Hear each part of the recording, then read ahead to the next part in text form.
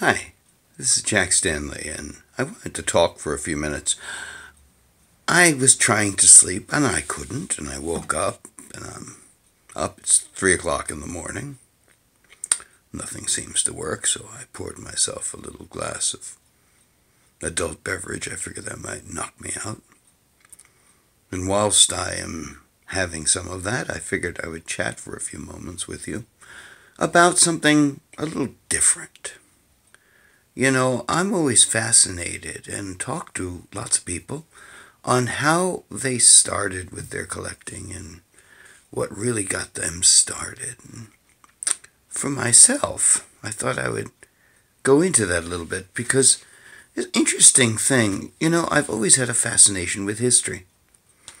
And what's really unique, at least I find for myself, and maybe there is nothing unique about this, is that I can't remember when I first started getting interested in history. It was like it was part of my DNA. My earliest memories are dealing with history. And of course, I studied every history book I could get a hold of once I could read. And they were children's books, a lot of them. But still, I had books on all different things. I had a fascination with ships. And so I read lots of books on ships. And of course, as time went on, I got interested in coins. I got interested in everything. If it was old and from a different age, it had my fascination and my complete attention.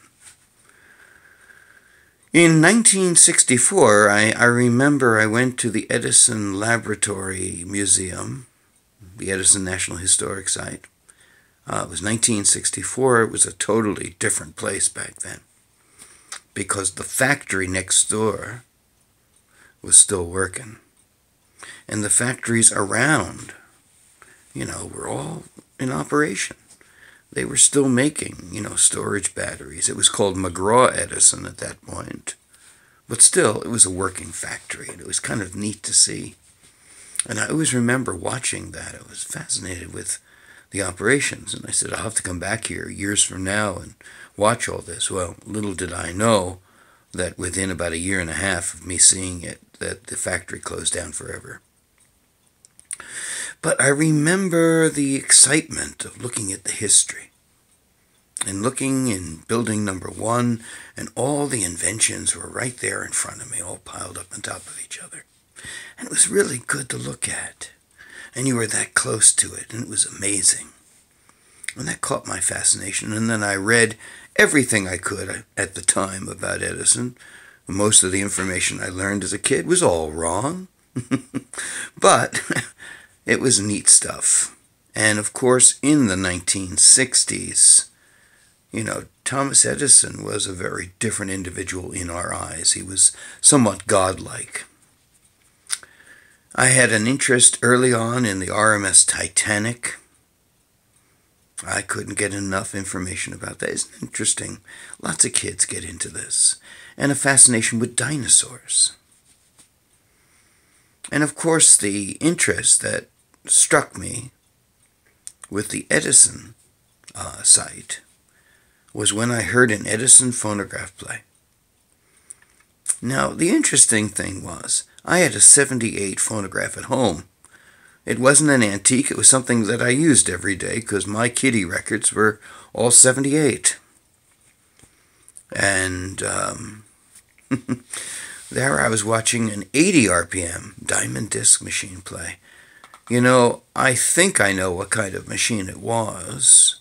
I think it was an Edisonic Schubert that they played. And they played a nondescript recording. I couldn't tell you what it was. And once again, this is over 50 years ago.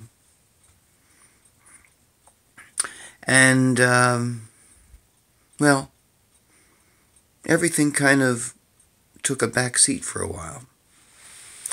And I loved history, but I didn't get involved in music much. I did sing. I did a lot of singing here, there, and everywhere. And when I moved to Florida, which my family moved to Florida when I was like 10 years old, we stayed there for a few years.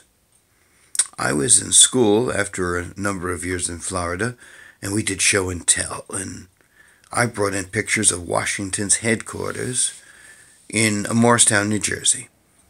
And this kid brought in the wonder of wonders. It was an old record. Now, it wasn't that old a record. Now, this was 1969, and, well, I would say the record was probably 20, 25 years old. And it was one of those metalcore records. It had the coating on the outside, almost like an acetate onto the aluminum center. And he had fished it up in Port Everglades in Fort Lauderdale. And my God, I couldn't stop looking at that record. And so I went to this kid, whatever his name was, I don't remember. And I told him, I'll trade you my pictures of Washington's headquarters for that record.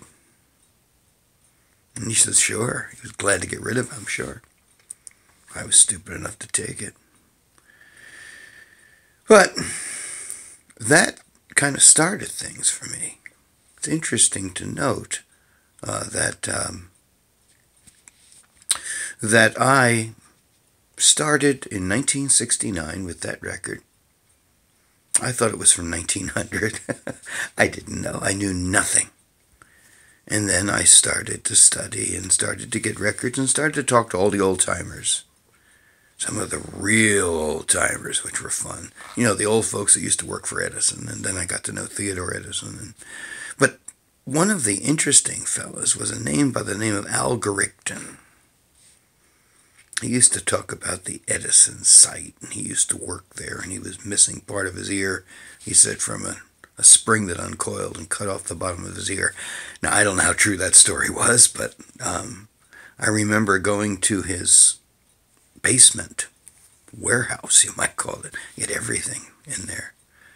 And he said, oh, I get all my stuff I used to get it all from the site years ago. He said, I still have the keys for the basement. Now, this is going back to the 1970s. I'm sure things have changed a lot since then. And I got to know lots of interesting people, lots of kind people, lots of people who gave me records. And you know something, I understand why they were giving me records, because, you know, now I give records away. I just keep a small amount for myself, and I'm always giving away records because, well, they get heavy, and they're bulky, and you want to record them, and, you know, I've been recording them on YouTube here, and then a lot of them, they can go bye-bye and make somebody else happy. And so I find now that I've gone full circle, and I'm happy to have started this hobby. I'm happy to be part of it, and I hope to spend many more years in it. Of course, dealing in small quantities, because when you're young and you're starting in a hobby like this, you're hungry and you want everything. Oh, I had so many Kate Smiths, Rudy Valley, organ records, and this and that, because they were all ancient, and I thought they were all worth a fortune. Well, I also got a Caruso record. Now, you want to see how stupid I was? I traded a Cathedral radio when I was a kid for a Caruso record. I thought the Caruso record was worth its weight in gold. Well, that's what my mother had told me. I discovered my mother understood nothing about music. And I never asked her again, but I traded away a Philco Cathedral radio. Wow. I have always held this promise open that I am willing to trade a Caruso recording for a Cathedral radio. In fact, I will be willing to put in 5 Caruso Red Seals.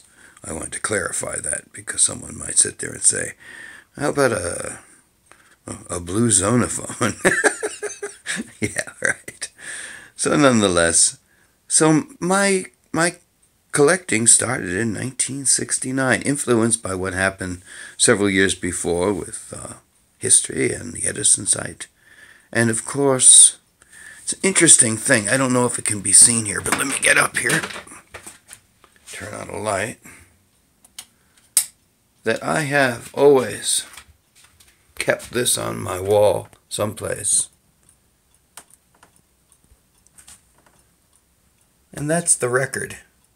That first record I got in school in 1969. It's a piece of junk, but it's precious to me. It actually is. Because that is my Rosetta Stone in the sense of collecting. So, that's about all to tell you. Figured I'd share this little bit with you while I try to fall asleep. Have a good night.